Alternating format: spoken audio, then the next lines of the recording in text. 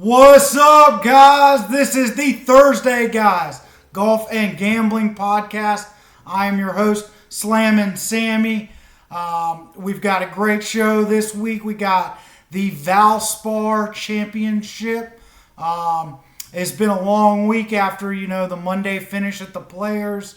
So a little less prep time for these guys that made the cut and going over to Tampa, Palm Harbor area for the Valspar, but the Valspar is always a great event.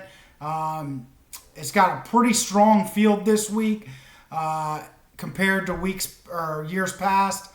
Sometimes it doesn't always get the strongest field just because it's kind of in between the Players, the Honda, used to be the WGC down in the Miami area, but anyway, we got a really strong field going over there for the Valspar this week.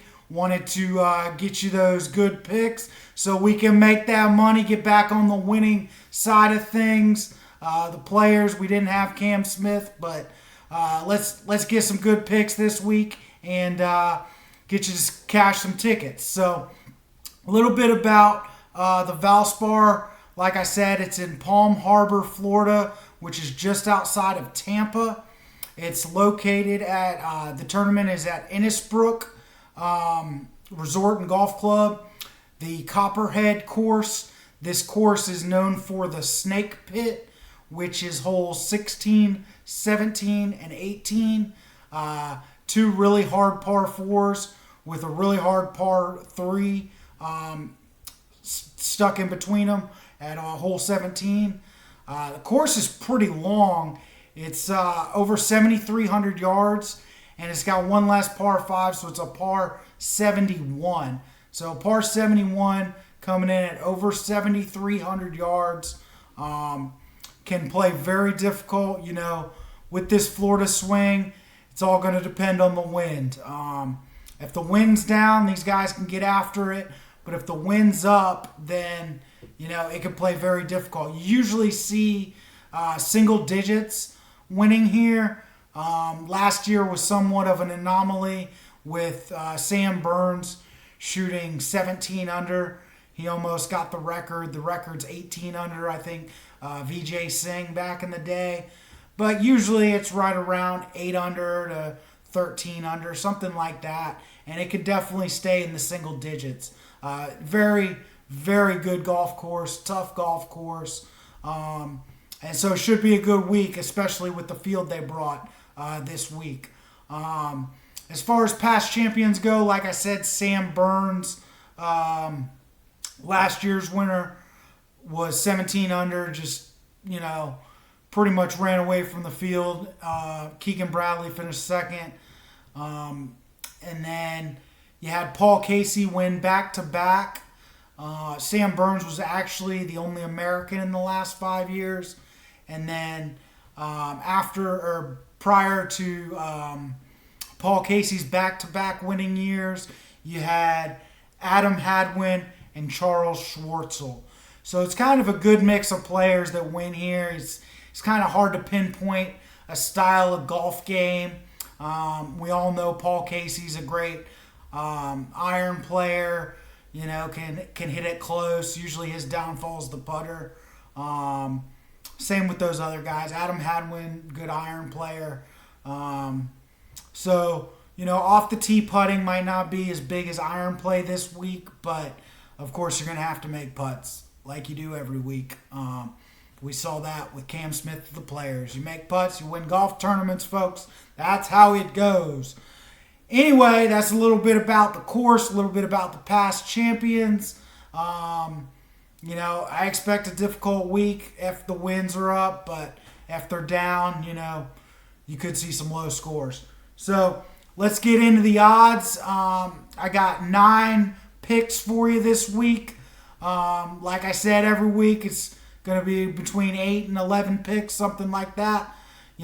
Didn't do too well on the Players. Lost some money there. Made some live bets. My pre-tournament picks didn't come through, so only got 9 for you this week, but we do got some favorites and hopefully get you a winner so you can cash that ticket. All right, starting with the long shots, we got 300 to 1 Kurt Kitayama. 300 to 1 Kurt Kitayama. This guy finished third at the Honda, so played well in Florida. Wins up. He could play well again. He was kind of a world beater on the European tour there for a long time. So, guy's got game. He's just now, getting on the PGA Tour, trying to find his stride. But, like I said, good finish at the Honda. And at 300 to 1, take a shot on him. So, moving some spots now, we're going to go down to 175 to 1. Another guy who played well recently back at the Waste Management. And this is Thahith Theegala. Thahith Theegala. Hope I'm saying that right. Don't want to butcher your name. He's got some crazy eyebrows, but fan favorite over there at the Waste Management. He's coming in at 175 to 1. 175 to 1. Thahith Theegala. Next guy I got is 125 to 1 Carlos Ortiz. 125 to 1 Carlos Ortiz. This guy, he's just too good to be at 125 to 1. I expect him to come around with the big events. One of the best players out of Mexico. You could argue Abram Answer, but Carlos Ortiz, when Abram Answer's 30 to 1 and this guy's 125 to 1, doesn't make sense to me. So I'd rather book Carlos than Abram Answer. Much more value in my mind. So 125 to 1, there's Carlos. We're going to drop some spots now, kind of get into the mid-tier. And the first mid-tier guy I got is Kevin Kisner, 66 to 1. Kevin Kisner, 66 to 1. Kevin Kisner is arguably having one of his best years on tour. So many top 10s, so many top 5s. Hasn't got the dub yet, but he's put himself in so many golf tournaments. Closed the Players very strong. 66 to 1. I mean, book him because he's going to win this year, and I think he's going to win sooner rather than later. I like him in the match play coming up in a few weeks too. Great match play player, but Kevin Kisner, 66 to 1. Next guy, just a couple spots down, former winner here, Adam Hadwin, 60 to 1. Adam Hadwin, 60 to 1. Closed the Players strong. Shot like 6-7 under on that Monday to kind of backdoor top 15, top 10, whatever it was. So obviously he found something on that Monday, and he likes the course, former winner. So Adam Hadwin, 60 to 1. Next guy I got, we're kind of getting into the favorites. This guy's still a little bit further out, but Tommy Fleetwood, 40 to 1. Tommy Fleetwood, 40 to 1. Opened the Players very strong. Was kind of there all week and then faded towards the end. But as far as guys go to maybe get their first PGA Tour win, some of those European Tour guys, I mean, I kind of looked at Matt Fitzpatrick this week as well, but he was at like 22 to 1, 25 to 1, something like that. So there's a little bit more value in Tommy Fleetwood at 40 to 1. So I'd take a shot there. He's playing well, and both of those guys are going to get a win eventually. Tommy Fleetwood and Matt Fitzpatrick, respectively. But with the 40 to 1, I like Tommy this week. Next guy I got is Jason Kokrak, 35 to 1. Jason Kokrak, 35 to 1. Has played well in this event in the past. Long hitter. At that 7,300 yards, he can cut these holes down to size.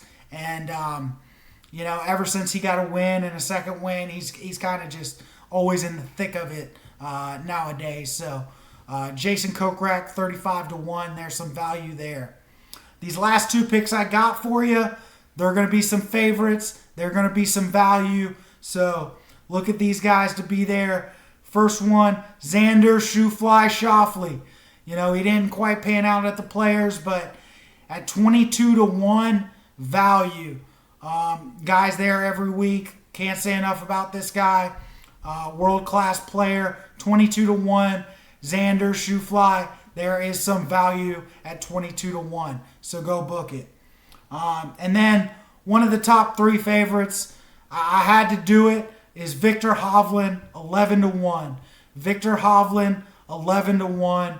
I mean, I might have to start picking this guy every week because it seems like he's in contention every week.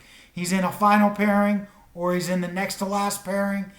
Guy's got a chance to win the golf tournament every time he tees it up. At 11-1, I'm a little bit worried with the fatigue because he has been playing a lot. But, you know, I got to look past that. He hasn't missed a cut in forever. He's top 5 every week. So he's played well here in the past. So there's the last pick. Victor Hovland, 11-1. We them Thursday, guys. We trying to cash them tickets. Stay tuned. Stay live. Let's go. Let's get that money. Thanks for tuning in. Let's get some good picks this week. See y'all next week.